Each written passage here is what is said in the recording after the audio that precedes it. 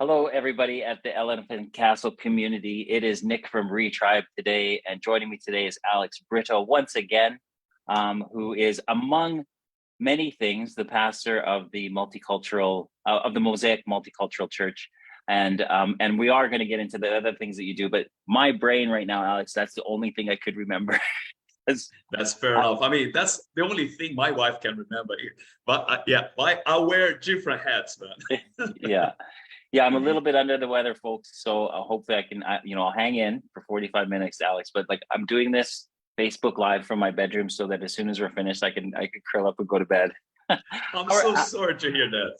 Oh, it's it's funny because I was at an ice rink on Monday all day, and I left there feeling so great because I was teaching kids and it was amazing, and then all of a sudden I could feel this little tickle. And then my brain started to go a little like fuzzy, and I woke up in the morning. I was a mess, but there was like 150 kids there, so I imagine there's quite a few little viruses going around. So I caught it. But enough of me, Alex. Can you once again just introduce yourself to the community? Sure. So as you said, I'm a local church pastor, a leader of a new church in Elephant Castle. I love the church. The name is Mosaic because we see ourselves as broken people. And Mosaic is that piece of art, isn't it? A lot of different broken pieces that when they are put together, they form something beautiful and with meaning. So we see ourselves as a bunch of broken people. We are not perfect, we know that, but we've been put together as a community by Jesus to reflect something beautiful. Again, not perfection, but something meaningful, something that tries to see transformation in the area, transformation in people's lives. I mean, Nick, you and I, we went through a lot in the past, so I think we know what that means. It's a pleasure to be here. I also work part-time for a kind of a startup, a new organization here in London called the London Project. I work as a kind of catalyst. Some people would say that I'm a networker. I'm not a big fan of that word because I studied business, and I know a networker is someone who tries to make connections in order to get some benefit out of it. And I'm not saying this is wrong, but that's not what I do. As a catalyst, I make connections, I convene those connections, I bring people together to see transformation, to see London a much better place to be.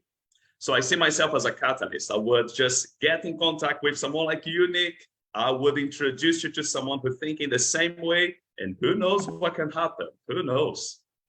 I love it, Alex. And who knows what can happen, because I do truly believe that is in connections with people who have common purpose. And that purpose could be really simple, just a life of service and helping others.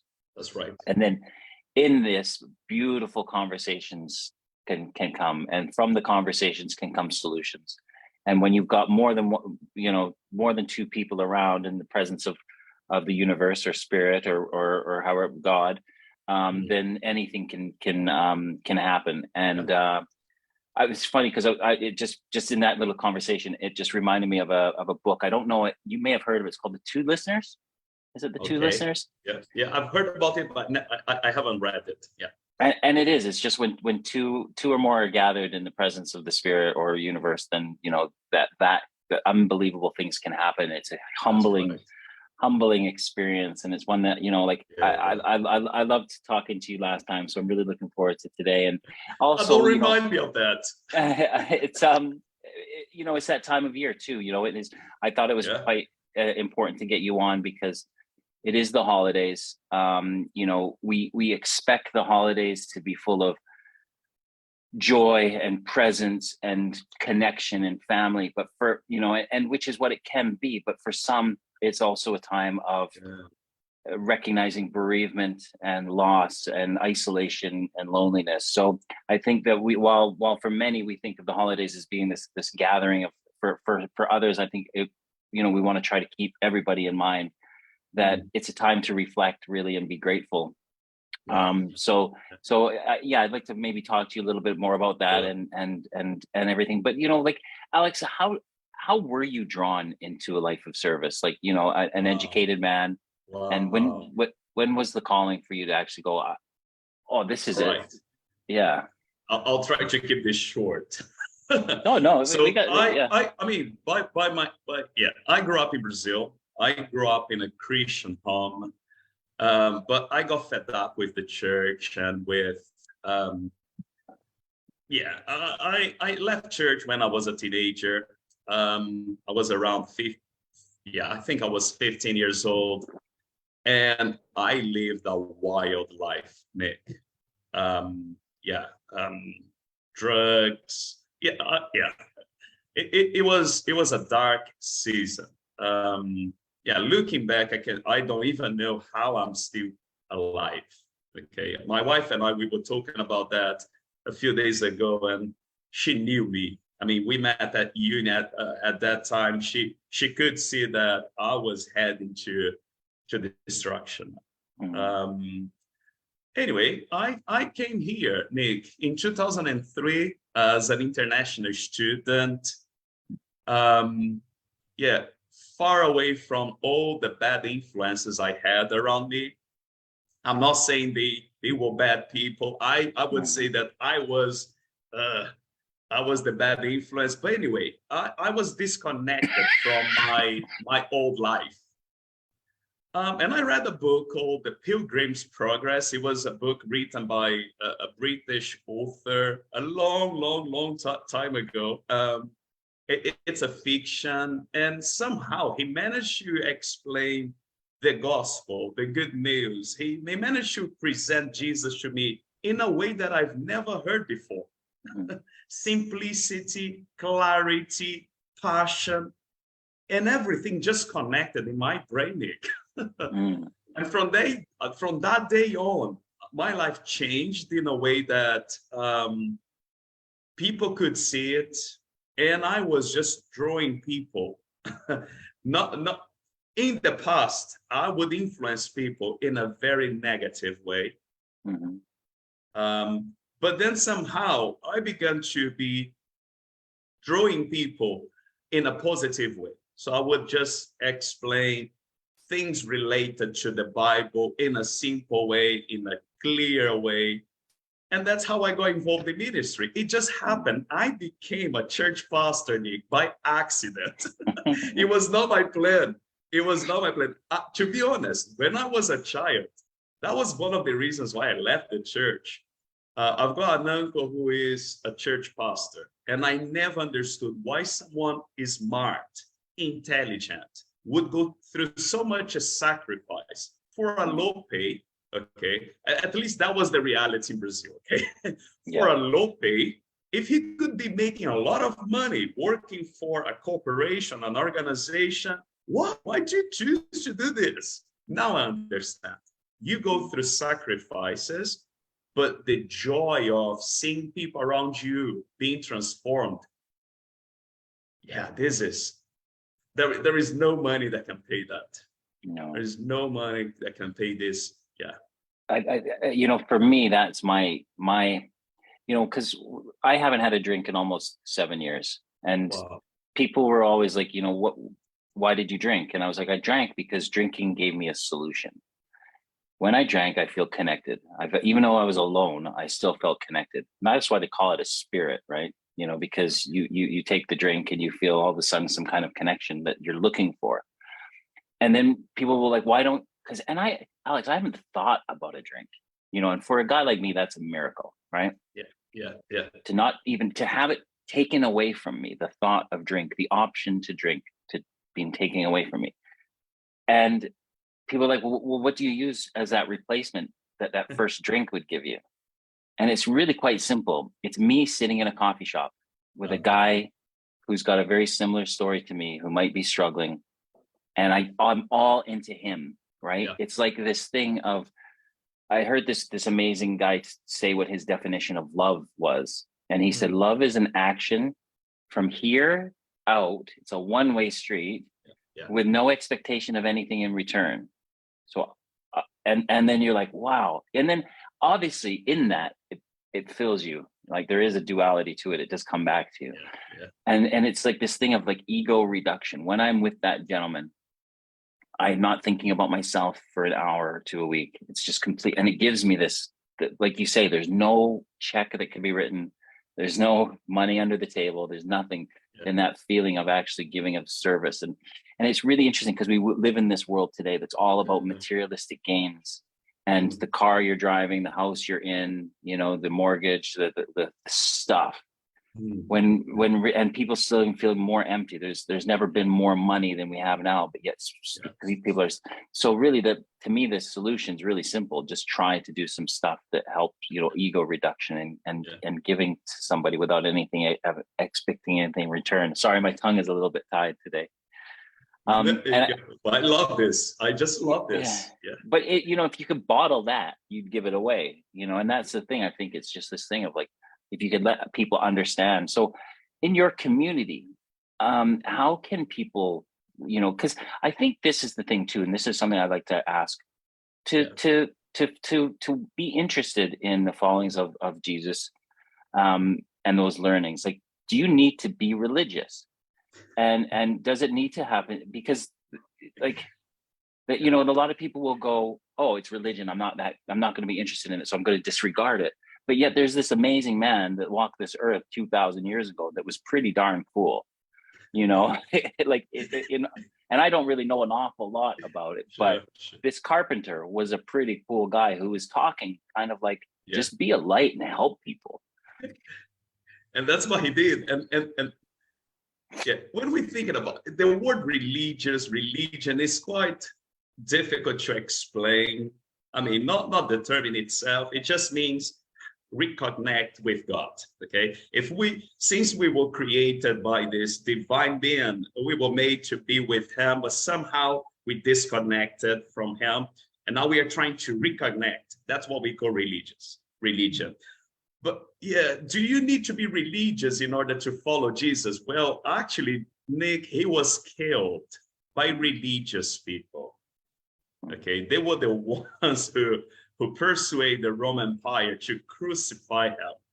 Okay, so to answer your question, well, please, if you can, avoid being religious in order to even understand Jesus' teachings. Otherwise, you would crucify him again. Right. Because one of the things you just said is, well, I feel so much better when I love people, not to get something from them, but to give them. And in your case, as you mentioned, when you sit down in a coffee shop to talk to someone who is going through something quite similar to what you went through in the past, you're just giving. You're just giving. You're not taking anything. And somehow, I mean, it becomes a burden on you, doesn't it? It becomes. That's how I feel sometimes, like, wow, now I've got this person's problem on me as well. But you feel joy. I don't know how to explain this, Nick. But that's what Jesus did. He did not come to be served. Although according to the Bible, he is a God. He became a man. That's the meaning of Christmas. God becoming a little baby, a man, but not to be served. He left all his privileges. Oh, he never used his power for his own benefit. Nick, when you read the Gospels, you're not going to see Jesus using the miracles for his own sake. It's always to help others. He's going to heal people, not to be famous. You're going to see Jesus running away from people because he doesn't want to be famous. He doesn't want people to be hearing about this. But what was he doing? He was giving. He was giving all the time. So he became a little man to give life to those who want to receive life. Yeah, it is amazing, and I think that for because I think there are people who will hear this. Like I do not consider myself religious. I don't go to church. I don't I don't have any dogmas or particular. I just have this thing of like the universal spirit is everything. So So when people say, what's God? I say, God's everything, and man has created a lot of versions of God and a lot of things for man's benefit. And I think that has kind of scarred or given people prejudice towards religion or towards the church. And that's fair enough. And I, like I say, I've probably only ever been into a church for a couple of weddings and some funerals. And, I find my meditations and my prayers by my bed very comforting. And it is this thing of like, because what I believe, and it's when I'm with that gentleman or I'm talking with that person in that coffee shop, and I will say a little kind of a little prayer, I suppose, to the universe saying, please help me be of service to this gentleman. And it's really weird, Alex. And this is something that people who know me, like if these words coming out of my mouth, they'll be like, wow, Nick wouldn't lie about this, and I literally, some of the things that come out of my mouth are not from my head. Okay. Yeah. Like I will like, the things that, like you say, I feel a little bit of a burden are all of a sudden released through words that, and kind of suggestions that are not mine. I'm like, where did that come from? Yeah. It is quite a miracle. It is quite a miracle that when two people can just have an honest conversation, the beauty that come from it. And, in your daily life, what are the conversations that you have that you find are just beautiful? All sort of conversations. Most of them are not going to be pleasant conversations, right, Nick? If you're truly trying to help people, guess what? You're going to attract a lot of people who need help. And if they need help, they are going to come to you because they trust you. They know you somehow can help them. So most of the conversations are not happy conversations, are not conversations about the new car I've just bought, the party that I went yesterday. It's always related to brokenness. It could be mental illness. Sometimes it's related to an addiction or relationships. It's interesting how sometimes we would look at a couple and we would make those assumptions that, well, this is a happy couple. The reality is the number of couples is struggling to keep going. It's huge. I mean, I would even put myself in that category. People look at my wife and I, we've been together for 19 years now, Nick, and they think, they know how to do this. 19 years of experience. And I'm telling you, I still don't know. I find it difficult. Sometimes I'm the one who needs to sit down with others to say, how do I do this in order to keep this going? Otherwise, the tendency is, let me just give up because it's easier. So those kind of conversations, Nick, it's related to brokenness. But again, in my mind, I know I can't fix all the problems of the world. We both know that. But if I can be, again, a catalyst, if I can be the mean by which something new and better would come out of that conversation, I want to be part of that conversation. And that's what I love doing. And and as you spoke, vulnerability really came to mind, because like even that same thing of like, a lot of people who are in your position, everyone thinks their life is amazing because they give this great advice and they help so many other people. So their life must be perfect because they would live by those practices. And I think social media, the Instagram world, the Instagram life, where, so the other day I was at an ice hockey game. I don't even know if you know this, but I've got 3 stepsons now. I don't know. Just before lockdown, I met this magnificent woman, and she's like, I've got 3 boys, and she's from the Czech Republic, and her 3 boys, she got them all playing ice hockey. So, ice hockey is my life. And I was thinking to myself, oh my gosh, this is just the universe putting me together with this family. And it's been a slow process, but eventually we all live together now. And I will be in this thing of like, I went to an ice hockey game the other day where there was a couple of brothers who played for that team who were raised by a guy who had, very successful man. And these kids got an amazing education, and they're now ice hockey players, but they're doctors, and very successful, beautiful human beings.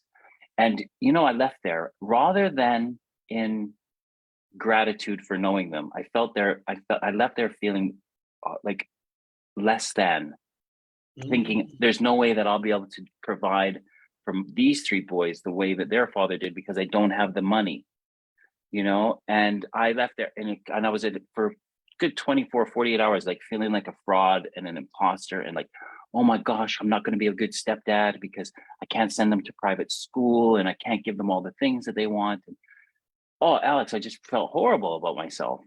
And you just, you know, I think that in just telling people that, you know, and again, people might think, well, my life's really cool from Instagram and stuff, but there's struggles and there's challenges. And what I've learned is that I'm not here to save these three young men. They're here to teach me. Yes. And help me heal from my past traumas. And then you're kind of like, oh, okay, so you're not the guy who's meant to be the guy who does everything. You're meant to be the guy who's part of a family who will just love unconditionally to them. And rather than having to send them to private school. Does that make sense? Brother, I grew up in a kind of affluent environment. I met rich people, brother. Politicians, businessmen. And because of the friendship they had with my father, I knew what was behind the scenes, bro. I knew what was going on behind the curtain. Okay. I would say that was one of the reasons of why I lived a wild life, Nick. I just didn't want to pretend. A lot of people, they're just pretending. And here's the thing, what you're doing, bro, is beautiful. Just we all need just to stop pretending, because this is a broken world, okay? I haven't met someone perfect, Nick, in my 41 years of life, okay? I know, that's nothing, Alex. I'm young, but I haven't met anyone perfect. Oh, yeah, they had a lot of money. But I'm telling you, that brought more hardships to them, more stress and anxiety than anything else, than someone I know who doesn't have a lot. I mean, as we are thinking about Christmas, one thing that came to mind was there is this little text, this little passage in one of the books of the Bible called Philippians. It was written by a guy who was in prison, Nick, because of his faith. He was telling people about Jesus. The Roman Empire arrested him. Okay, so you assume, okay, this letter is full of bitterness. This guy is really upset now. No, he writes to encourage people, and he says to them, in chapter 1, verse 21, he says, for to me to live is Christ. He's in jail. If I live for Christ. If I die, it's gain. I'm going to get closer to Jesus. That's what he's saying. In chapter 4, verse 12, he says, I've learned the secret of satisfaction, of contentment. I can live with a lot. I'm paraphrasing, by the way, okay? If people check later on in the Bible, the heretic, I'm paraphrasing. But he says, I've learned the secret of contentment. I know how to live with plenty. I know how to live with little. I can do all things through Jesus who gives me strength. So we need to stop pretending, okay? We need to stop pretending. Life is difficult. Life is hard. And with help, we can be restored, we can be transformed, we can be renewed, we can be satisfied. We all want satisfaction in life. Why did you take, I don't know, I'm going to speak for myself. Why did I take so much drugs? I was trying to find satisfaction. I was trying to find joy. I found happiness, but for a short period of time. As soon as when I was not under the influence, I felt horrible. I felt bad, and I need to take again.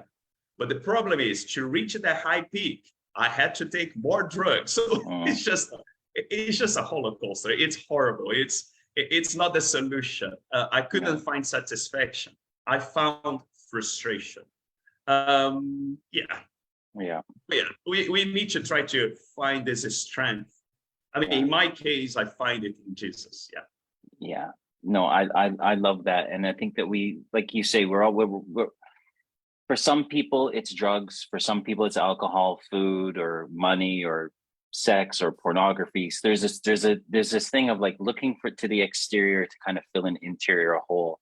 And it's funny, like when I said that the other day, I was like, I use donuts, I'll donuts. And then my partner, Danny, she goes, it's funny you use something with a hole in it to fill something with a hole in it, which just means it's just not going to work, and that, do you think that we're like, I always wonder why we're here, 8 billion of us on this planet.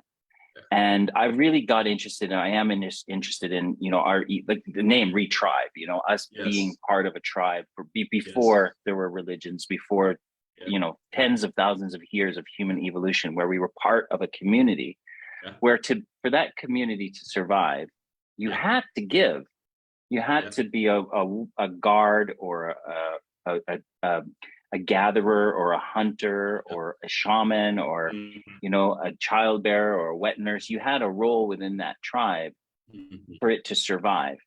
And I think that over time, so we had purpose, and I think over time we've now become siloed into the individual, where we've lost purpose.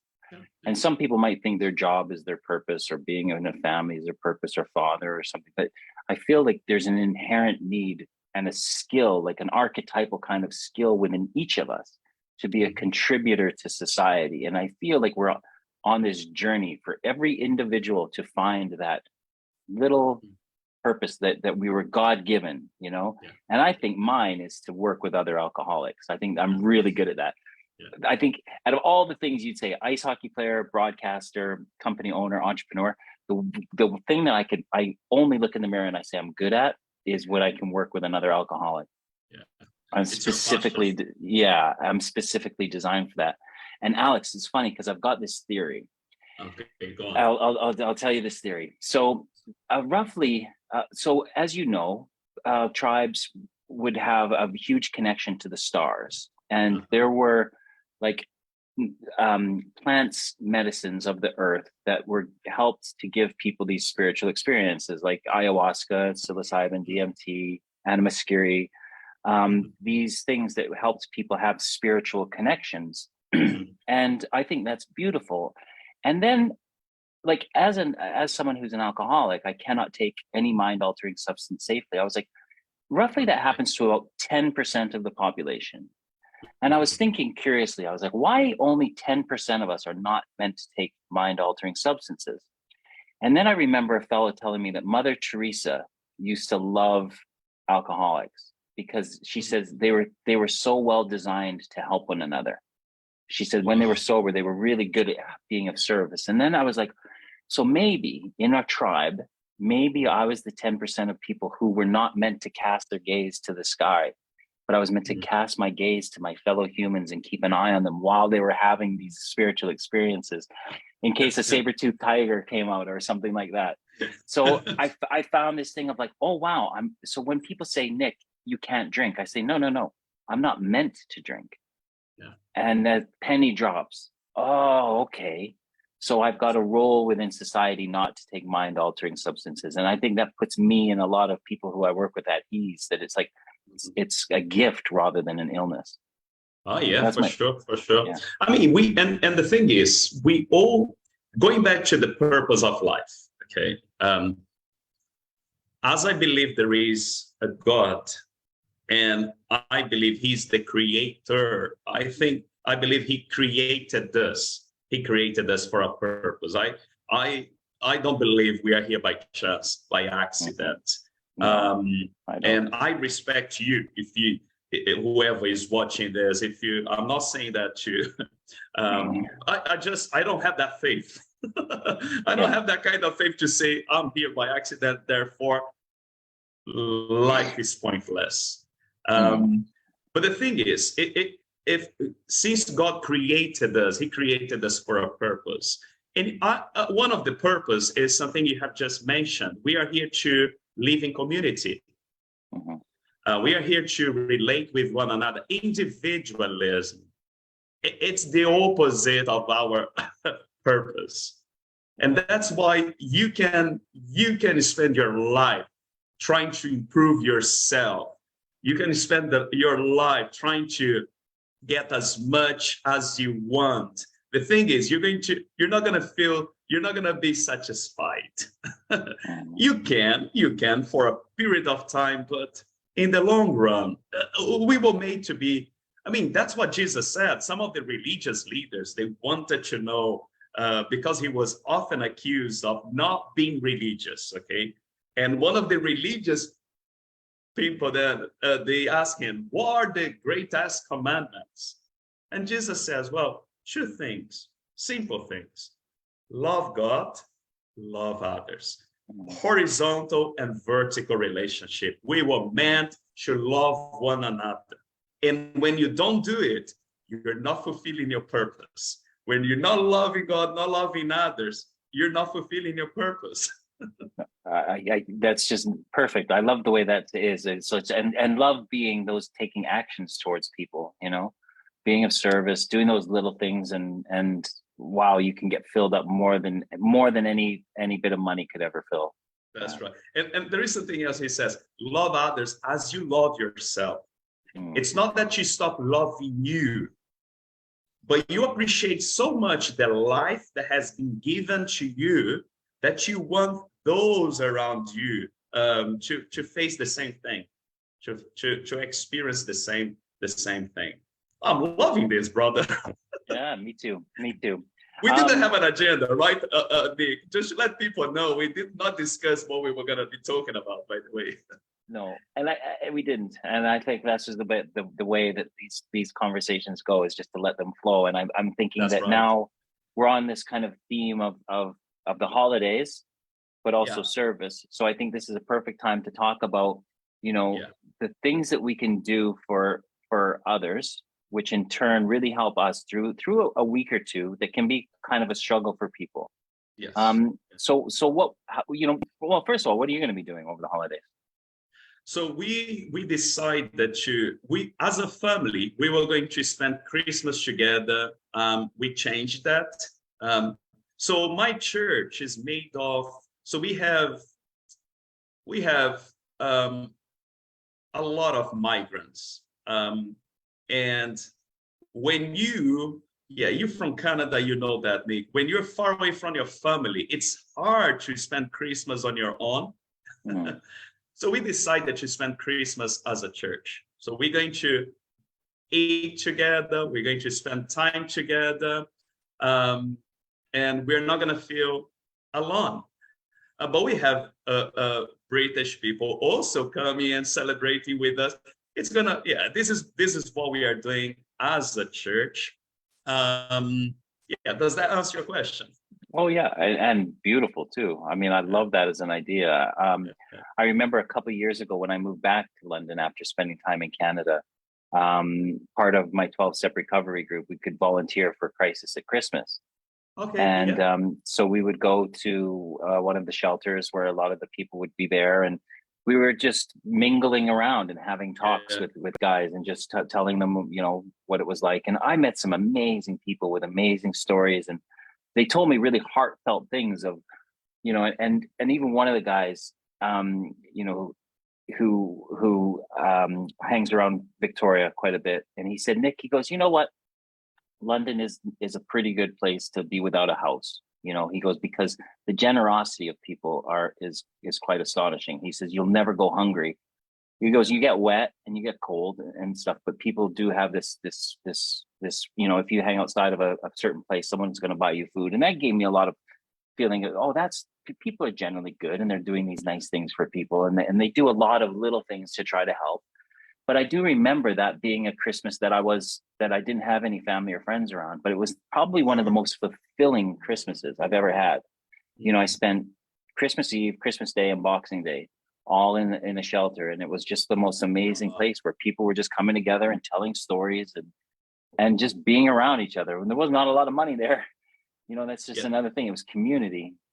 Talking about that, Nick, one of the things I've been doing at Left Hand Cast is not only trying to establish a community church, but working with other churches. And if you are listening to this, watching this, and you lead the church, please get in touch with me. I want to bring us all together because we can do much more together than we can do on our own. We've just discussed this. We were made to be together. But there is a church called St. Jude's on St. George Road, okay? Recently, I found out they are running a warm hub for the homeless in the area. I don't know if you heard about that. No. But it's beautiful what they're doing. They just open the doors of the church during the week, and they're saying to whoever wants to get some hot refreshments, breakfast, coming in, not only to get a hot meal, but also to have someone to talk with. So yeah, they spend a week there just, yeah. And yesterday I went there just because I wanted to find out more about what they were doing. And one of the leaders, she was saying, Alex, initially the idea was to be helping the homeless in the area. And Nick, things are getting really tough in London. Not only Elephant and Castle, the number of people on the streets now, the number of food banks who needs more food because the demand is increasing is just mind-blowing.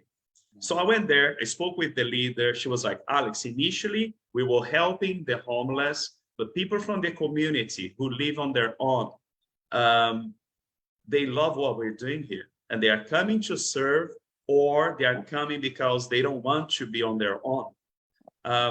So yeah, I just thought, wow, we need more of that. And I said to her, oh, let us help. Let us help you with whatever you need.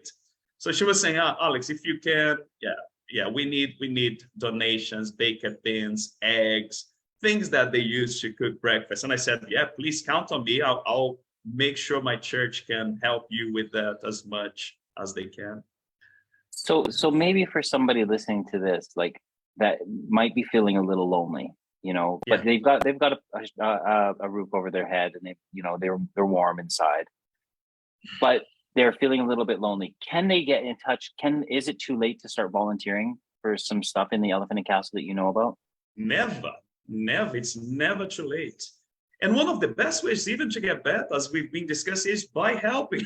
Is by helping. No, please, you've got my contact details. Get in touch, because I am a church pastor, church leader that focus on my community, but I'm also a catalyst. So yeah, if you want to volunteer, I know a lot of places, not only in Elephant and Castle, but in different parts of London. And again, we want to see transformation. We want to see the shalom, peace in London.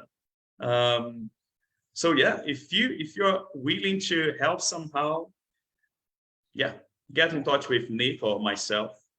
Yeah, I think that is a thing. If you are feeling a little like, we've talked about a lot of deep things here, but the ultimate message is like, if you are struggling or feeling blocked with anything, it is this thing of like, we know it works.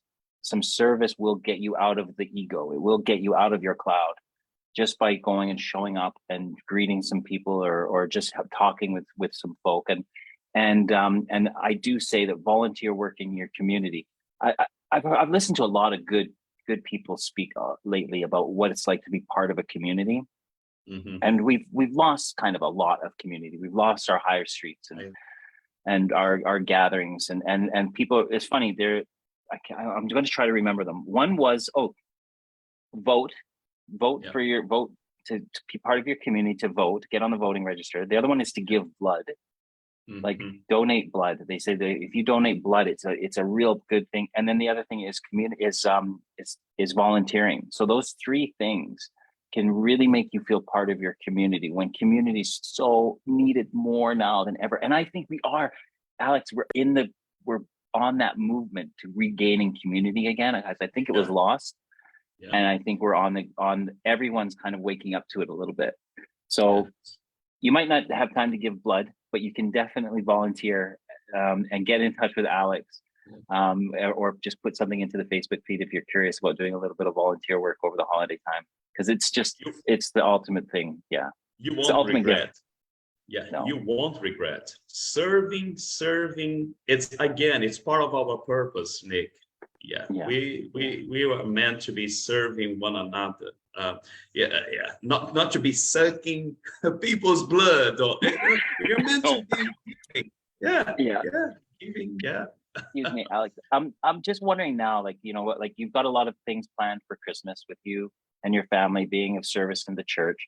What's the upcoming year look like? Because it's been a struggle the last 3 years, and I That's think now right. we can enter into 23 with this kind of this cloud of stuff behind us, and I think I was going to quote a Star Wars movie, A New Hope.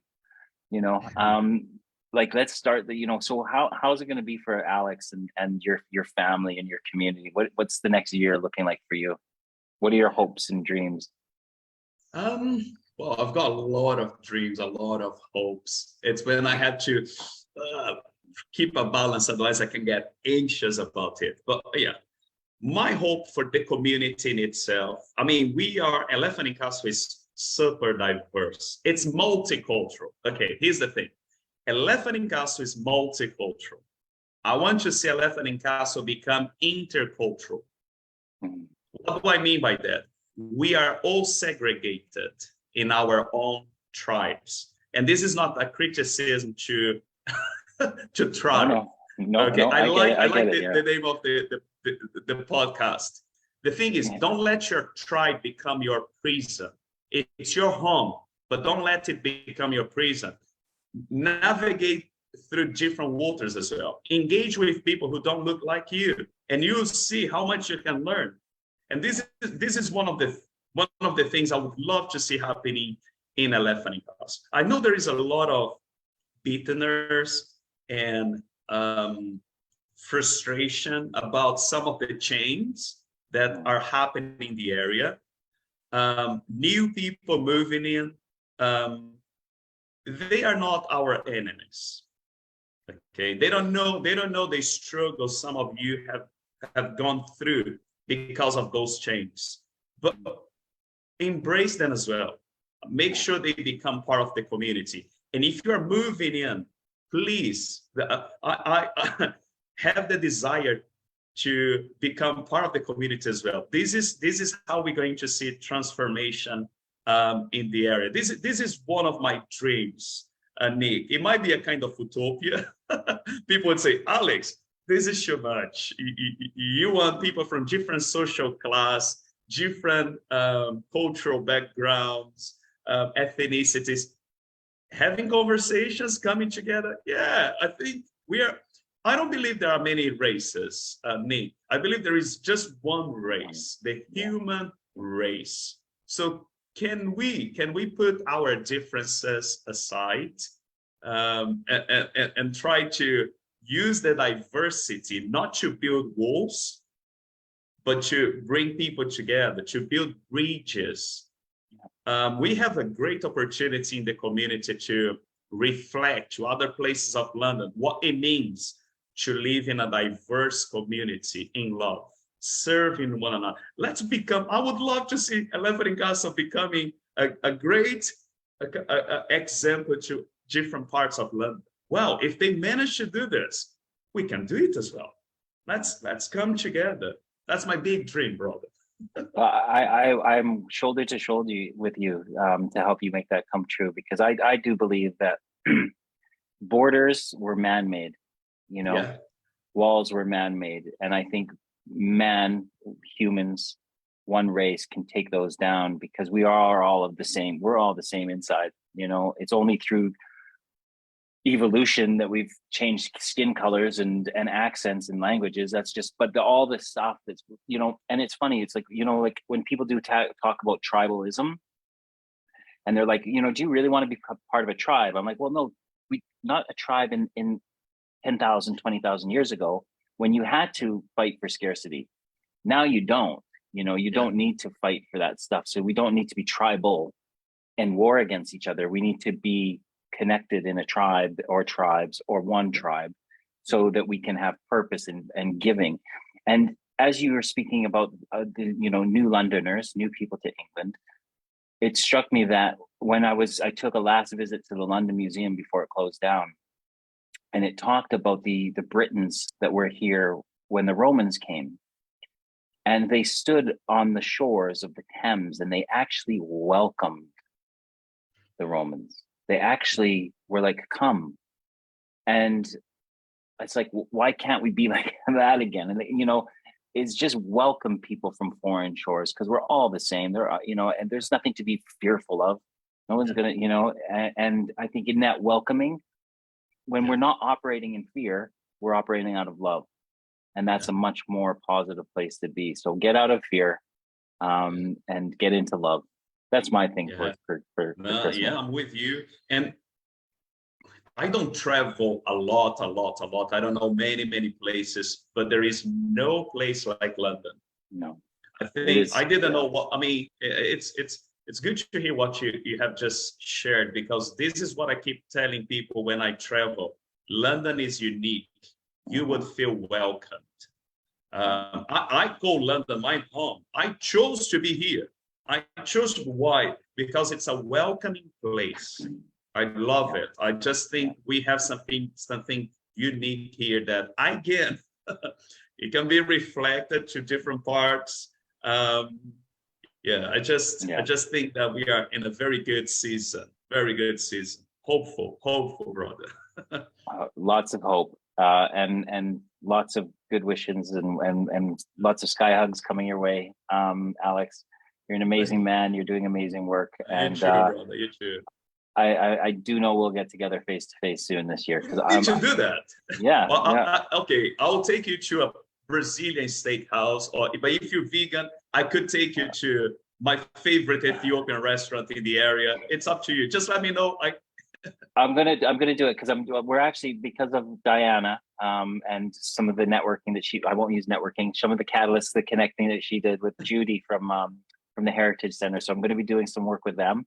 So I've got to come down into the community soon. So I'm going to let you know when I'm there, and I'm going to take the steak, brother. I'm having the steak. Okay, fair enough. Okay. And again, okay. If you become a vegan, we could go somewhere else. But yeah, I love my meat as well. Merry Christmas to you, Alex. Merry Christmas, Nick. All the best. I wish you get better soon. Thank you so much. And thanks everybody for joining us on this really special pre-Christmas Facebook Live with Alex Brito, who's an amazing man doing amazing things in the community. If you do need to reach out, please reach out through the Facebook page and we'll get in touch with you and maybe give some ideas around any volunteer work that you can do and just to help to bring that community together. So a very Merry Christmas from everyone at the Elephant and Castle community and also Retribe. And I think I will see you before the new year. So I won't wish you Happy New Year yet. So thanks everybody for joining us and we'll see you next week. Bye for now. Bye, Alex. Bye-bye.